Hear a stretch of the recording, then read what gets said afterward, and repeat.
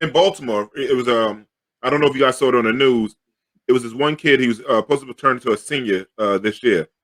His mother found out, got a letter, I guess, finally saying that your son will not graduate on time. But the boy was in the 12th grade.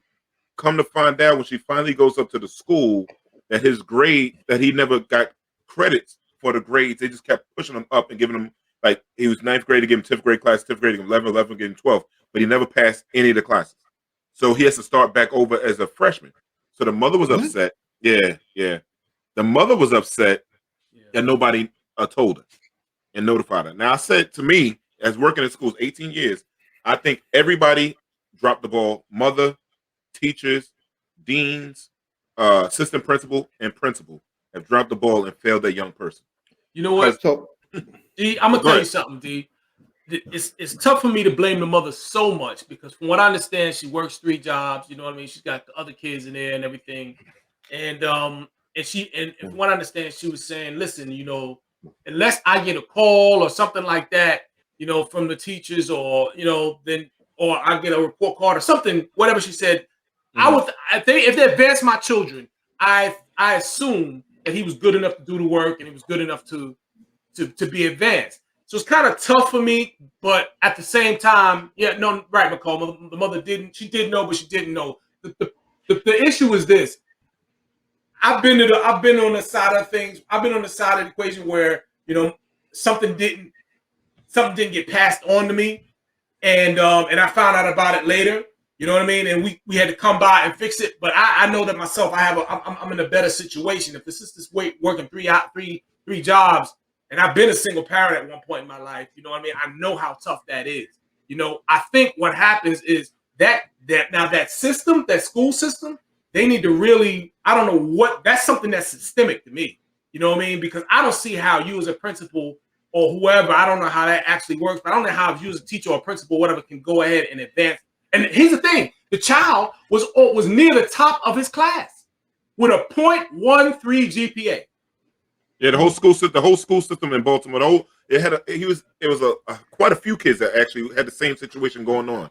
But let me just chime in on the mother real quick because I'm like working in a school. I can see what you're saying, that she's being a single mom and all that stuff like that. But the grades are online, right? That's 2 things. That's right? What I was going to say. Yeah, grades are online. You get 3 report cards each semester. I mean, each term. Like, so the spring and fall. So that's a total of 6 report cards. Yeah. You as a parent, even though you work 3 jobs, you let me see your report card. Yeah. No, absolutely. Yeah. Like, come on. It's like with my kids, right? I'm in a house with 6 kids. There's no way that I know when there's a homework missing because there's a parent portal that I can go into and check each person's class.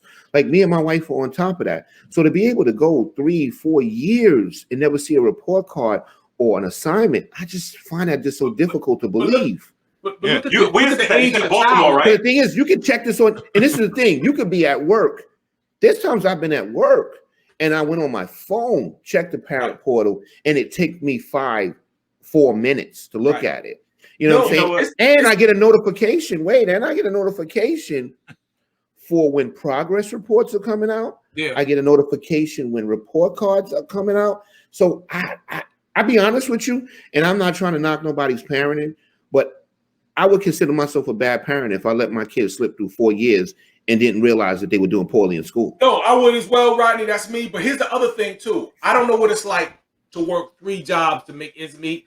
I get that. Derek, I get that. But I'm talking about 3 minutes to look on your phone. You go to the bathroom and look at your phone and look at it. But here's the thing. But let's also look at the age of the child. This child is going on 18 years old. It's 18. You expect the child to have a certain amount of independence to be able to do it, and you require it. If you're working three jobs, you require that child at some point say, "Listen, you need to do your work." It's not like she can listen. It's not like she's going to turn around and be able to do algebra 1 or 2 at this point anywhere in the game. You know what I mean? I can't remember nothing about algebra or trig or anything like that. I can't help my child when they hit 18, when they hit high school. Me personally, other people better, but there's a lot of things I can't help my child with regard to their homework and everything like that, you know? So, or their schoolwork. So you kind of require the child to be able to kind of independently do what they need to do. You know, especially again when you're working, when you're away, that woman is never home. You know, and she's just trying to put food on the plate, and the child has to go up, and the boy has to go up and get himself on the bus or get himself to school, get himself back home, feed himself, the whole 9 yards. You know, so it's kind of hard for me to say. Basically you're saying the kid is basically raising himself, like he's he's got to be. Let's do the math. Just do the math. But Derek, I still say, how do you miss a report card? How at least, like Lisa said, they're posted online. It's easy to check. Yeah, that's what I'm saying. I can explain it. It's called parent. It's a parent portal. You go into it.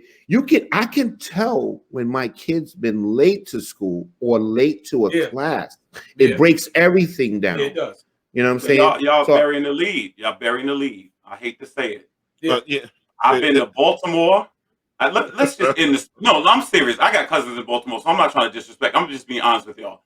You can start in going down the Eastern Seaboard, Newark, Trenton, parts of Philly, Baltimore. I've been to parts of New Orleans where reading ain't even start yet. Okay, I'm trying to tell you.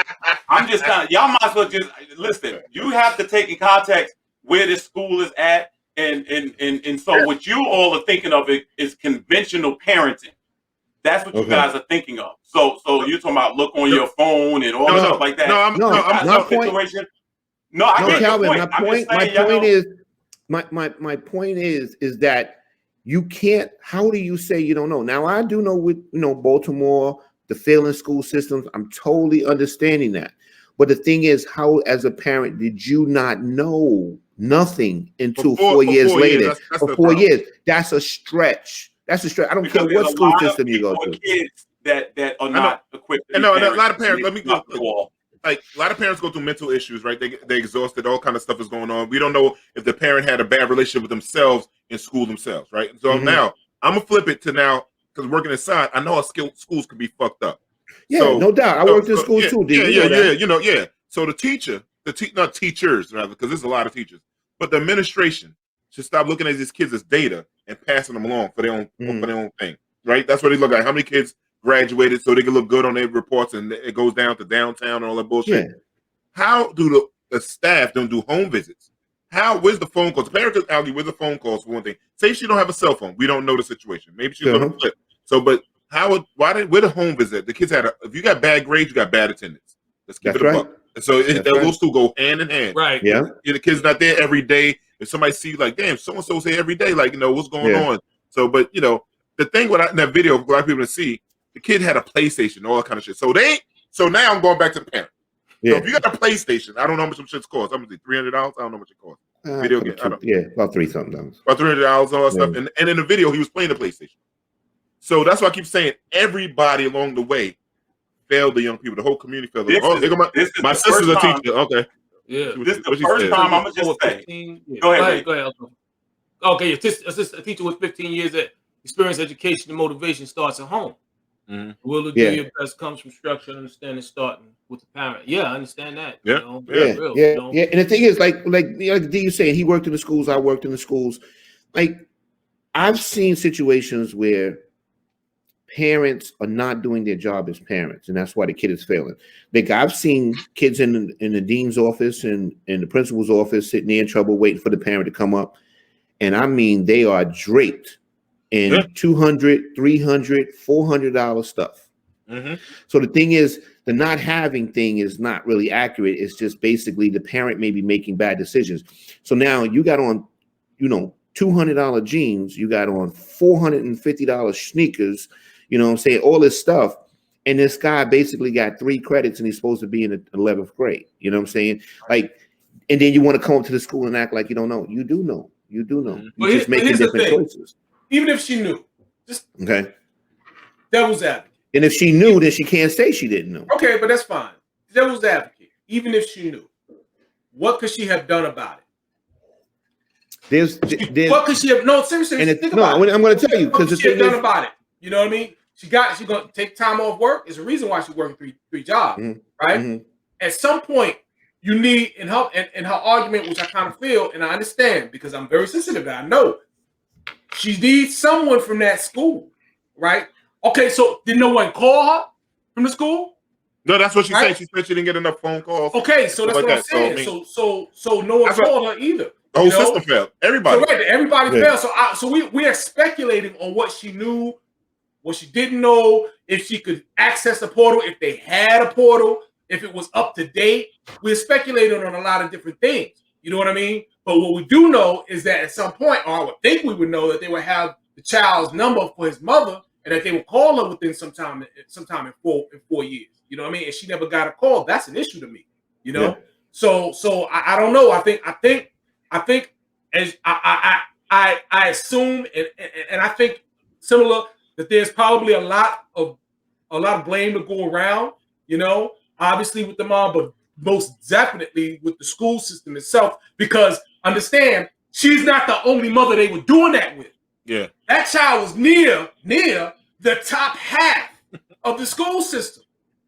How many kids do they have to be for that child to be near the top half with a 0.13 GPA?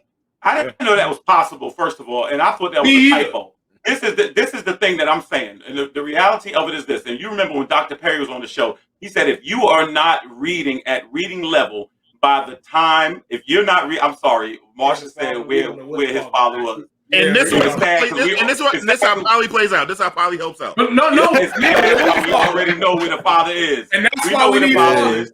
But this is what I'm saying. Right. This is what I'm saying. At the end of the day, he said if you're not reading at grade level by the time you're in 3rd grade, statistically, you will never read on grade level in your life. Statistically. So a young man in Baltimore who now can't get into the military, who now can't get into college, who now will not even, hopefully will get a GED maybe, because I'll be honest with you, after 18, 19, you don't need to be sitting in class with 13 and 14-year-olds. Yeah. And so I just think it's bad. I agree with D. Everybody failed, but the worst of the brunt of it is going to go to the mother and the son. And that's why every parent has got to be an advocate for their own child. Yeah. You've got to be on top of it. That's right. You got to be on top of it. No matter who's nobody's going to care about your child more than you. Nobody should care about your child more than you. Nobody can live your child's life but your child. That's right. You know what I mean? So at the end of the day, you know, that's it doesn't matter who's at fault or who's to blame. You know, your child needs what they need.